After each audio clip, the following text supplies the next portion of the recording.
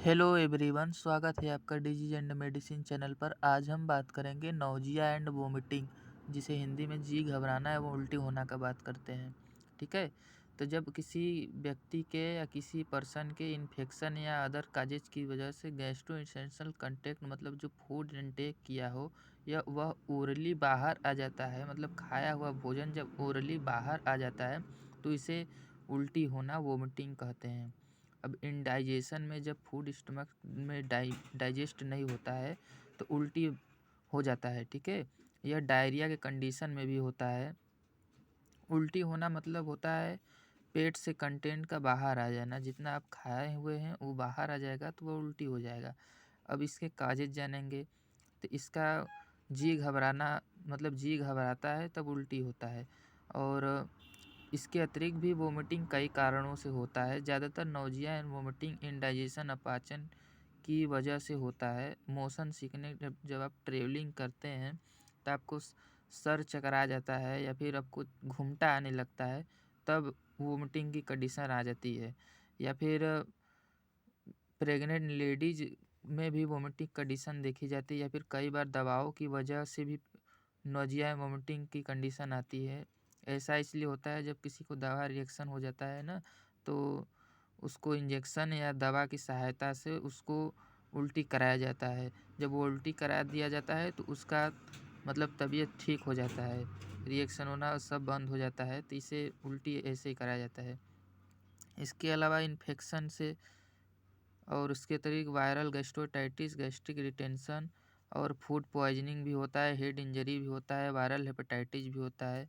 और sign and symptom की बात करें तो एब्डोमिनल पेन होता है और बुखार। एब्डोमिनल पेन मतलब पेट में दर्द, और बुखार बुखार तो जा ही रहे हैं। यदि 37 डिग्री सेल्सियस से ऊपर आपका शरीर का तापमान जाता है तो उसे बुखार कहते हैं। ठीक है।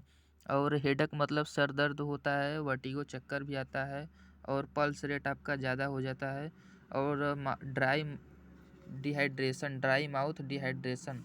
डिहाइड्रेशन मतलब होता है शरीर के वाटर का जब बाहर ज़्यादा मात्रा में बाहर आ जाता है शरीर से वाटर ना, तो उसे डिहाइड्रेशन कहते हैं। और चेस्ट पेन भी होता है, और इससे स्लीप अत्यधिक नींद भी आती है। नौजिया वोमिटिंग के कंडीशन में अत्यधिक नींद भी आती है।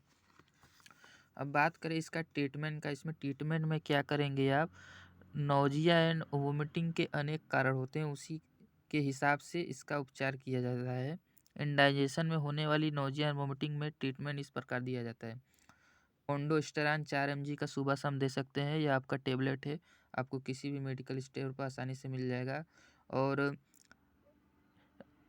कैप राजू भी दे सकते हैं आपको भूखे पेट सुबह शाम। ठीक है। और पेंटॉप MPS 2 चम्मच सुबह शाम, यह आपका सिरप है। MPS पेंटॉप डी एक आता है टेबलेट, यह आपका सिरप है ना, पेंटॉप MPS।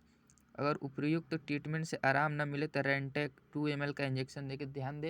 रेंटेक रेनिटिडिन एसिलाक भी इसका टेबलेट आता है ना, तो यहाँ इंजेक्शन है, 2 ml का इंजेक्शन है, ये टेबलेट नहीं है। इसको ड्रिप में भी दिया जा सकता है, और पेरीसेट अंडरस्टैंड 2 ml का भी दे सकते हैं, या IV लगेगा। ठीक है। अगर नौजिया वोमिटिंग लंबे समय से हो, तब डिहाइड्रेशन जैसी स्थिति लग जाए, तो इसमें RL या DNS, RL DNS लगे तो ठीक है। RL ऐसे बच्चों में लगाया जाता है, DNS थोड़ा बड़े हैं तो DNS लगेगा। अगर पेट दर्द की शिकायत हो तो एक्वाडोल स्पास डाइक्लोफिनेक और डाइसाइक्लोमाइन मांसपेशी में दिया जाता है, यह एक इंजेक्शन है। डाइसाइक्लोफिनेक और डाइसाइक्लोमाइन ना, डाइक्लोफिनेक और डाइसाइक्लोमाइन। ठीक है।